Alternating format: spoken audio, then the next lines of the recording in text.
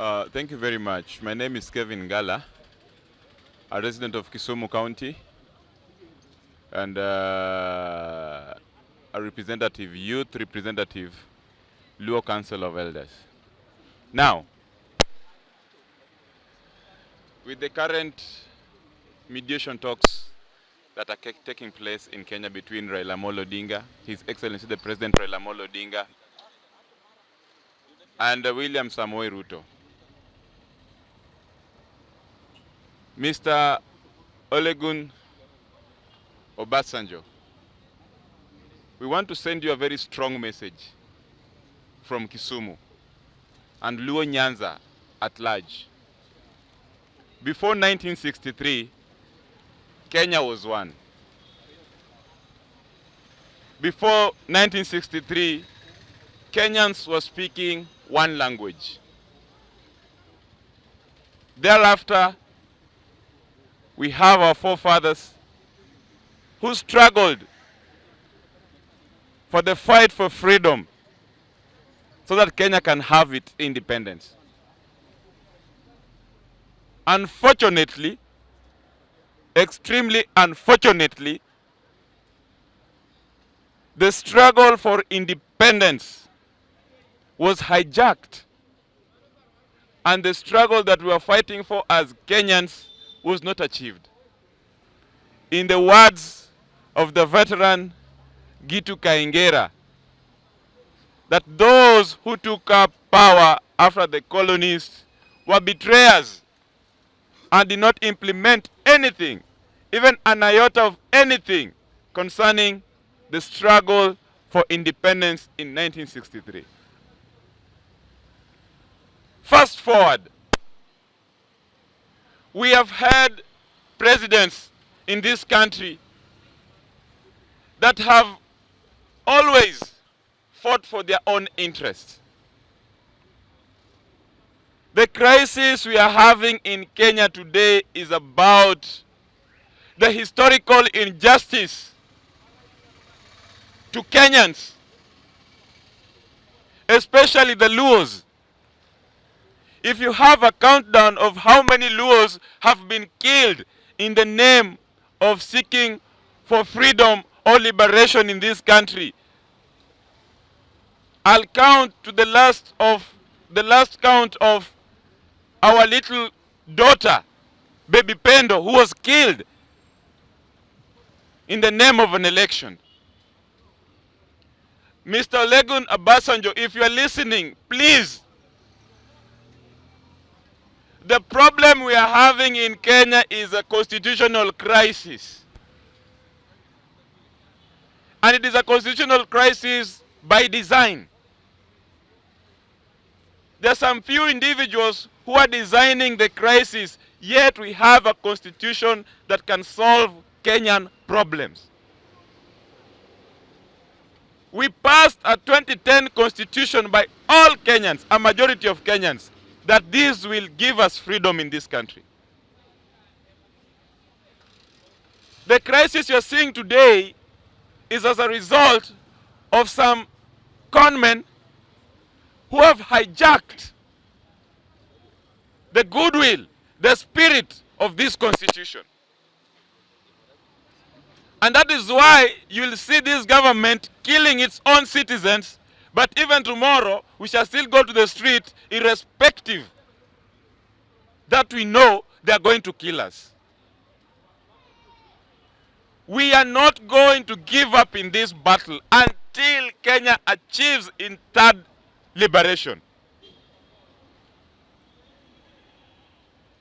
So we are not against the mediation. But whatever it is that is being mediated about must have truth and justice. That is what is killing Kenya today.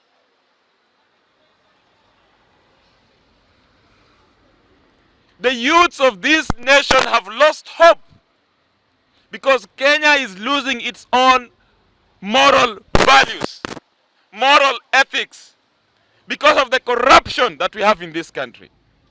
Everything is corrupt. From our leadership our churches, there is nowhere you can seek for moral values anymore in Kenya. And the only thing that is standing, that is giving us strength as Kenyans, is the constitution that we have in Kenya today. That is where the problem is. If this constitution can be implemented the way it was passed in 2010 by Kenyans, then Kenya will be great. We want a new Kenya with one Kenya. We want a new Kenya with one Kenyan. The leadership that we are having today is very careless and reckless. And they'll speak without any embarrassment. One will just say that Kenya has its owners. That is a language that I only heard in the animal farm, where they say all animals are not equal. Do we apply the rule of the jungle in this country today? Ask yourself why. If you go to Niger, there's a coup d'etat. And its citizens are praising coup d'etat, which is against the constitution. Several years back, we had a coup d'etat in Zimbabwe. The citizens of those countries were celebrating the coup d'etat. Why? Why is it happening? And I'm telling you, even if there was a coup d'etat in Kenya today, all Kenyans will go to the street to celebrate, irrespective of it being against the constitution.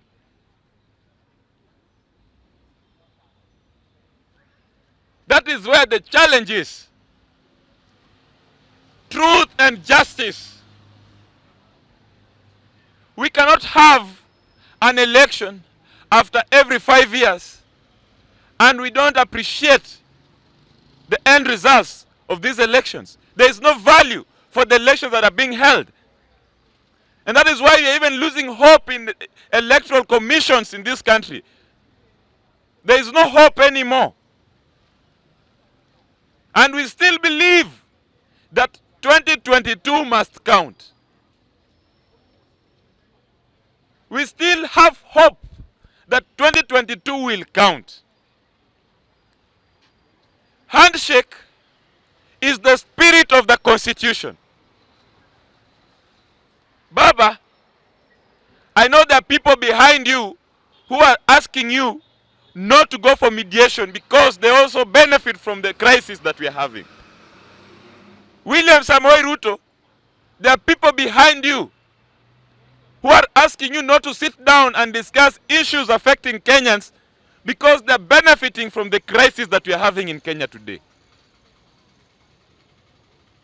But I'm telling you that the spirit of handshake is not a personal responsibility. The spirit of handshake is enshrined in the Constitution because the Constitution is for every Kenyan. Baba, we have seen your might. And we are not retreating in this struggle. William Samoei Ruto, we have also seen what you can do.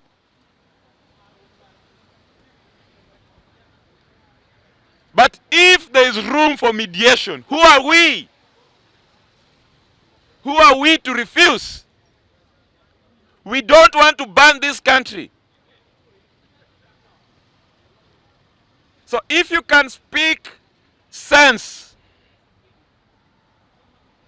how to improve life of Kenyans, then the spirit of handshake is not an individual responsibility. The spirit of handshake is enshrined in the Constitution because Kenya belongs to everybody. So those who are behind you telling you don't go and shake hands with Raila Amolo Odinga, they have their own personal interests with funny names. Sijui Kichungwa, Kinduku Kiture. Funny names, Gachagua, sijui what. They have funny names that you'll wonder, what ideas are they helping you as a leader? Look at the people who are surrounding you.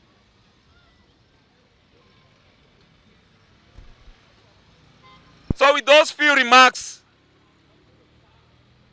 what I'll tell Kenyans is to be patient, but the struggle continues. Rome was not built in one day.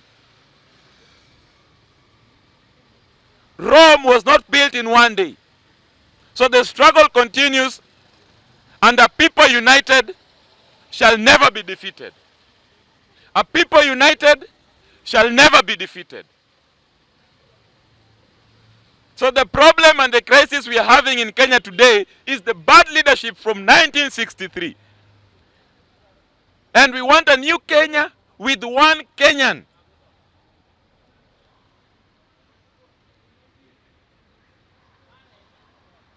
Some white man say you can never teach an old dog new tricks.